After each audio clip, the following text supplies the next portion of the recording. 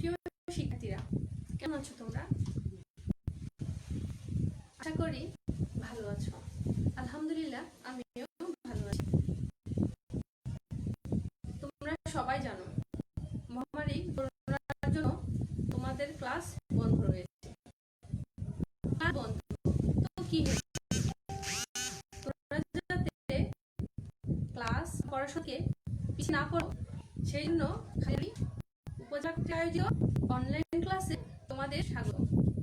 আমি সাইদাতা, সহকারী শিক্ষক, কল্যাণপুর সরকারি প্রাথমিক বিদ্যালয়।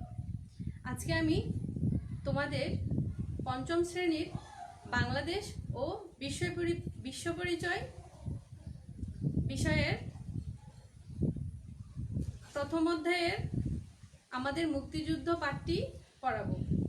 তাহলে তোমরা সবাই আমার সাথেই থেকো। আমাদের মুক্তিযুদ্ধ পাঠে পার্ট রয়েছে 6টি। আজকে তোমাদের আমি 3টি পার্ট পড়াবো, first part, second part and third part. তাহলে চলো আমরা আমাদের ক্লাসে যাই। প্রথম পার্টে রয়েছে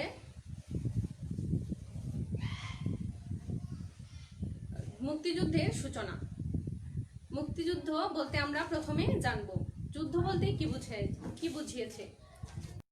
যুদ্ধ বলতে এখানে 1971 সালের মহান মুক্তিযুদ্ধকে বুঝিয়েছে।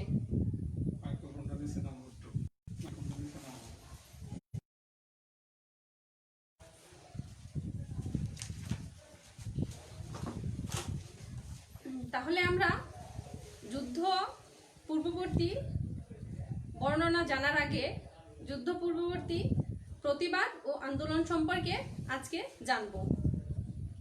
তাহলে চলো আমরা পাঠের মূল বিষয়ে যাই। 1947 সাল ভারত ও পাকিস্তান নামে দুটি রাষ্ট্রের জন্ম হয়।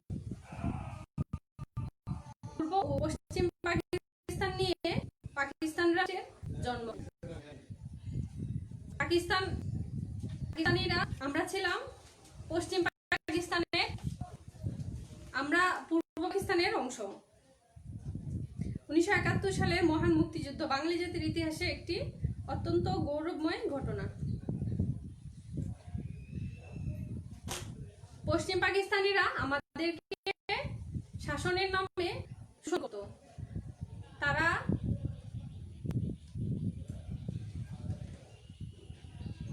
আমাদের সবকিছুতে বৈষম্য করে রেখেছিল, যেমন শিক্ষাক্ষেত্রে বৈষম্য, অর্থনৈতিক ক্ষেত্রে বৈষম্য, চাকরি ক্ষেত্রে বৈষম্য, এমনকি বাণিজ্যিক ক্ষেত্রেও বৈষম্য। তারা পশ্চিম পাকিস্তানিরা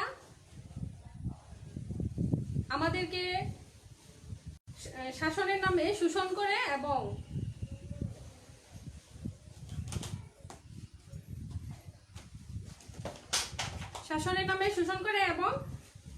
অত্যাচার শুরু করে। কিন্তু বাঙালি জাতি তো আর মাথা নোয়াবার নয়, তাই তারা এসব বুঝে অন্যায়ের বিরুদ্ধে প্রতিবাদ ও আন্দোলন শুরু করে। সে অনেকগুলো আন্দোলন রয়েছে এবং প্রতিবাদ রয়েছে। আমি সেগুলোর মধ্যে উল্লেখযোগ্য কিছু প্রতিবাদ ও আন্দোলন তোমাদের সামনে তুলে ধরবো। তাহলে চলো প্রতিবাদ ও আন্দোলনগুলো কি কি আমরা দেখে নেই।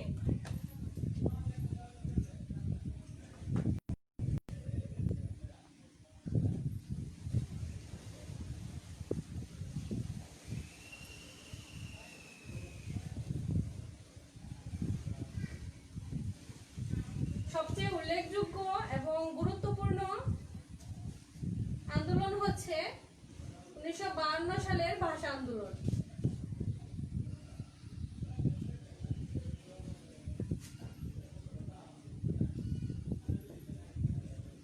1952 সালের ভাষা আন্দোলনের মধ্য দিয়ে আমরা আমাদের মাতৃভাষা বাংলা পেয়েছি। এরপর রয়েছে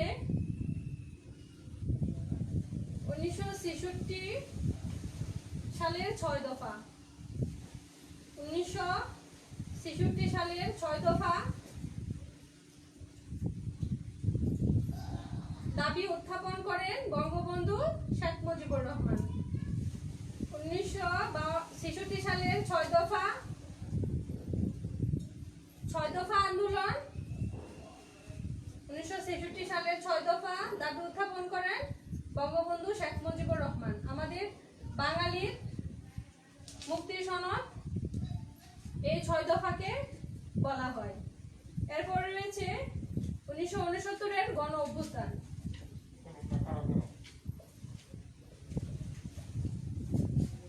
এরপর রয়েছে 1969 এর গণ অভ্যুত্থান। এর পরপরই শুরু হয় 1970 এর নির্বাচন। 1970 এর নির্বাচন। 1970 এর সাধারণ নির্বাচনে আওয়ামী লীগ নিরঙ্কুশ জয়লাভ করে।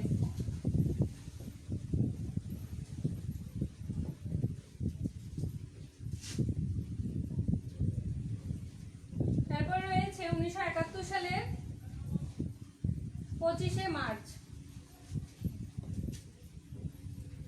1971 সালের 25শে মার্চ এই অধ্যায়টি বাঙালি জাতির জীবনের কালো অধ্যায় নামে পরিচিত। 1971 সালের 25শে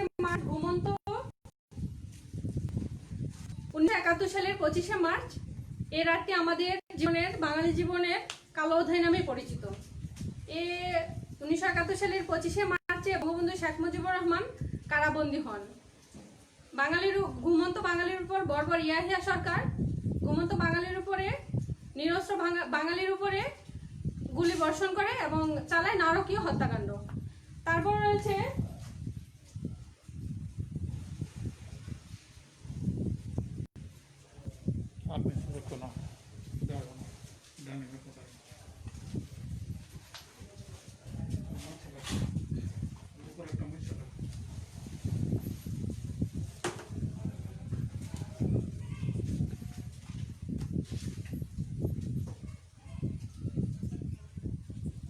এরপরে রয়েছে 1971 সালের 26শে মার্চ।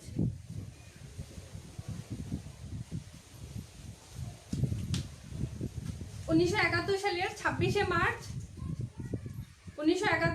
26শে মার্চ বঙ্গবন্ধু শেখ মুজিবুর রহমান স্বাধীনতার ঘোষণা দেন। অর্থাৎ 25শে মার্চ দিবাগত রাতে বঙ্গবন্ধু শেখ মুজিবুর রহমান স্বাধীনতার ঘোষণা দেন এবং এর মাধ্যমেই মুক্তিযুদ্ধের সূচনা হয়।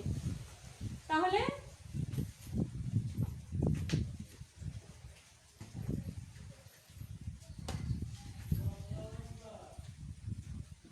এরপর রয়েছে 1971 সালের 10 এপ্রিল। 1971 সালের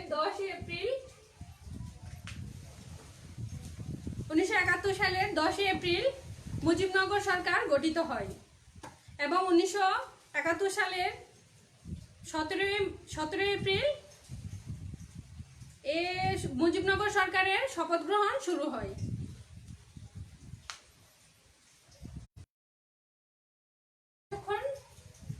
জানলাম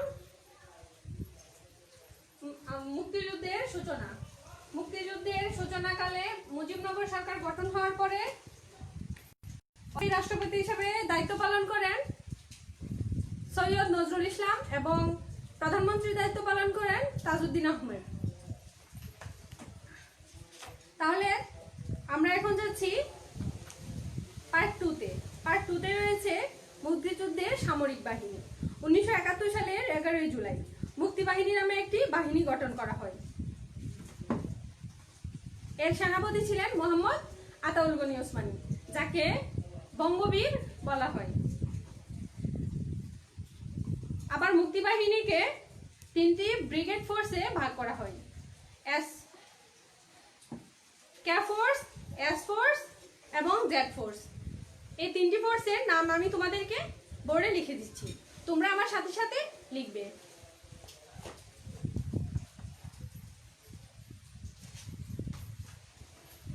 এস ফোর্স, 3টি ফোর্সের নাম, সেনাপতিদের প্রথম নামের অক্ষর দিয়ে শুরু করা হয়েছে। মেজর খালেদ মোশাররফ।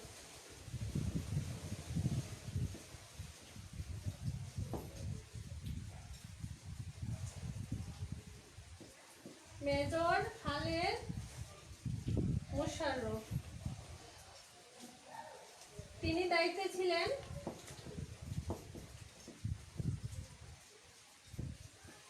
কে ফোর্সের।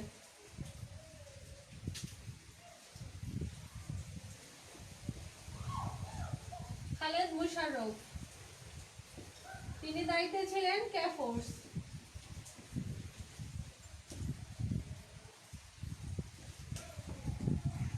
Major K M Shafiullah.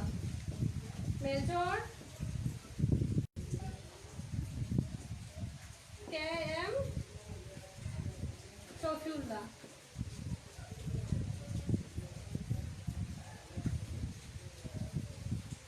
তিনি দায়িত্বে ছিলেন S force.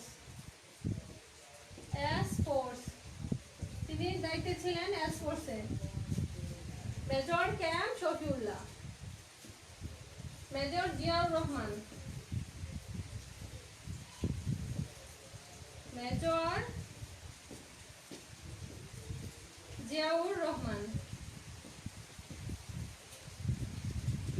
Major Ziaur Rahman তিনি ছিলেন জেড ফোর্সের দায়িত্বে।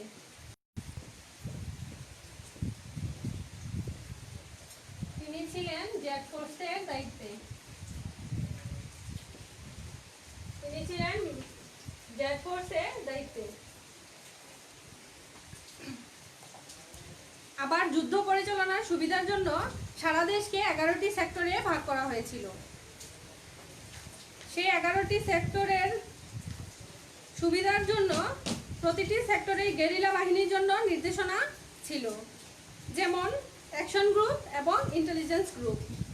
অ্যাকশন গ্রুপ এবং ইন্টেলিজেন্সের গ্রুপ।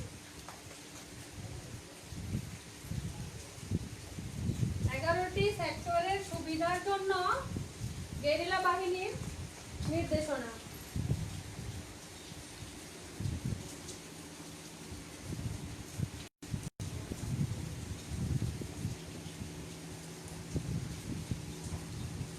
গেরিলা বাহিনীর নির্দেশনা।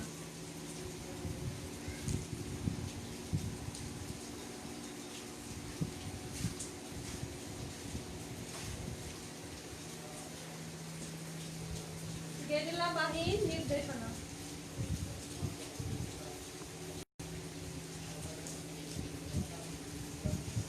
একটা হচ্ছে অ্যাকশন গ্রুপ। অ্যাকশন গ্রুপের কাজ ছিল অস্ত্র গ্রহণ এবং সম্মুখ যুদ্ধে অংশ নেওয়া। Action group.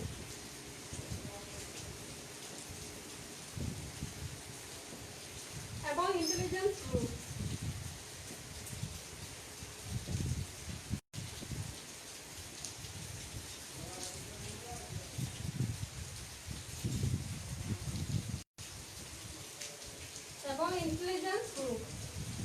অ্যাকশন গ্রুপের কাজ ছিল অস্ত্র গ্রহণ এবং সম্মুখ যুদ্ধে অংশ নেওয়া, এবং ইন্টেলিজেন্স গ্রুপ শত্রুপক্ষের গতিবিধি সম্পর্কে খবর সংগ্রহ করা।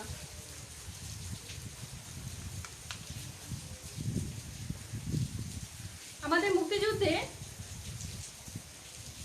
বিভিন্ন ক্ষুদ্র নৃগোষ্ঠীরাও বিভিন্নভাবে সাহায্য করেছিল। এছাড়াও সংস্কৃতি কর্মকাণ্ডের মাধ্যমে বিভিন্ন সংগঠন আমাদের মুক্তিযোদ্ধাদের অনুপ্রেরণা ও উৎসাহ দিয়েছিলেন। আমাদের মুক্তিযুদ্ধে শুধু পুরুষরা নয়, পুরুষের পাশাপাশি নারীরাও অনেক ভূমিকা রেখেছে, যেমন খাবার দিয়ে, আশ্রয় দিয়ে, সেবা দিয়ে এবং বিভিন্ন তথ্য দিয়ে।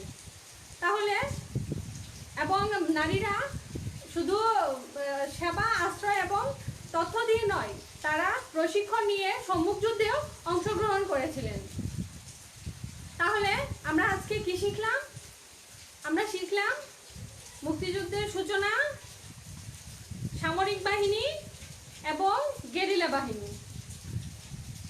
আমাদের এই মহান মুক্তিযুদ্ধে সামরিক বাহিনী, গেরিলা বাহিনী বাহিনী এবং সকল শ্রেণীর পেশার মানুষ একযোগে কাঁধে কাঁধ মিলিয়ে এই যুদ্ধে অংশগ্রহণ করে আমাদের এই স্বাধীনতাকে এনেছে। তাহলে শিক্ষার্থীরা, তোমরা অবশ্যই আমার সাথে সাথে এতক্ষণ এই পাঠটি পড়েছো, আর যদি না পড়ে থাকো তোমরা অবশ্যই বাসায় পড়ে নেবে। তাহলে আমি আজকে এ পর্যন্তই। তবে চলো আমরা আবারও আমাদের বাড়ির কাজগুলো দেখে নেই। বাড়ির কাজগুলো হচ্ছে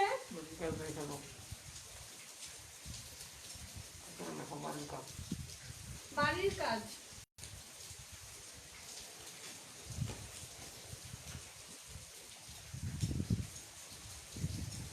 তোমরা বাড়ির কাজগুলো অবশ্যই বাসায় পড়বে এবং ভালো ভালো ভাবে লিখবে।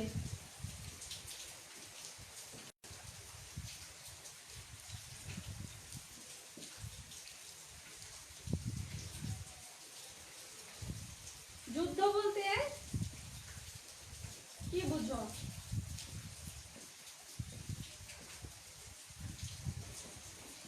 যুদ্ধ বলতে কি বুঝো?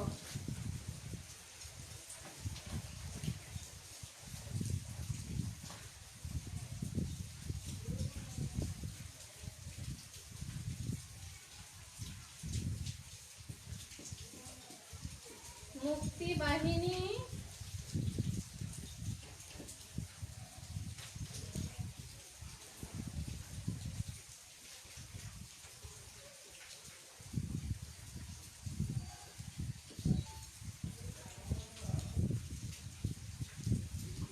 বাহিনীকে কেন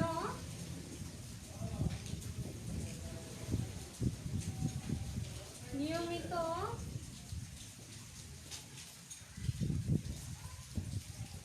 বাহিনী ও গেরিলা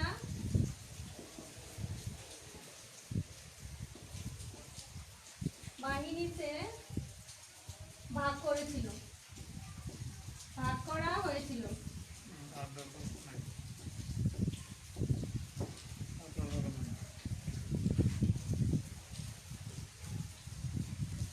তোমাদের অঞ্চলটি কোন সেক্টরের অধীনে ছিল? তোমাদের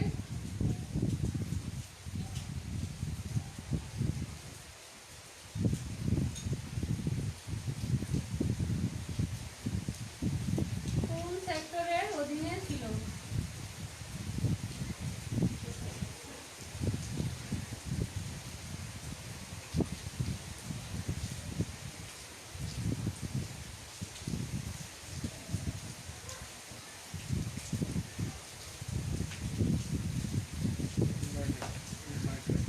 তাহলে শিক্ষার্থীরা, তোমরা অবশ্যই এগুলো বাড়ির কাজের খাতায় তুলে নিয়েছো, আর যদি তুলে না থাকো চট করে তুলে নাও। প্রিয় শিক্ষার্থীরা, আমরা আশা করছি খুব তাড়াতাড়ি সুস্থ ও সুন্দর পরিবেশে ফিরে আসবো ইনশাল্লাহ। আর হ্যাঁ, তোমরা ঘরে থাকবে,